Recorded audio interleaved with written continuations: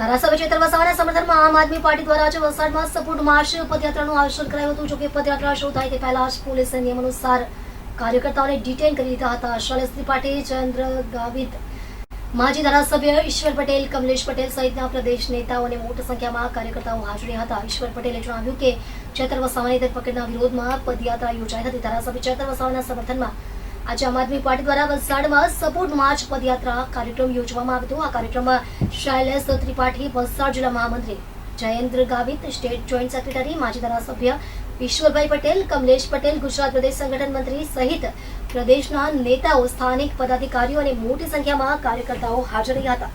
જોકે આમ આદમી પાર્ટીના કાર્યકર્તાઓ પદયાત્રા નીકાળે તે પહેલા જ પોલીસે નિયમ અનુસાર તમામને ડિટેન કરી પોલીસ સ્ટેશન લઈ જવાયા હતા. માજી ધારાસભ્ય ઈશ્વરભાઈ પટેલે પત્રકારોને જણાવ્યું કે ધારાસભ્ય ચેતર વસાવાની ધરપકડના વિરોધમાં આજે વલસાડ ખાતે પદયાત્રા કાર્યક્રમ યોજાયો હતો. જોકે પોલીસે તે અગાઉ જ તમામને ડિટેન કર્યા હતા. પોલીસે કાયદો અને વ્યવસ્થા જાળવવા માટે આ પગલું ભર્યા હોવાનું જણાવાયું છે.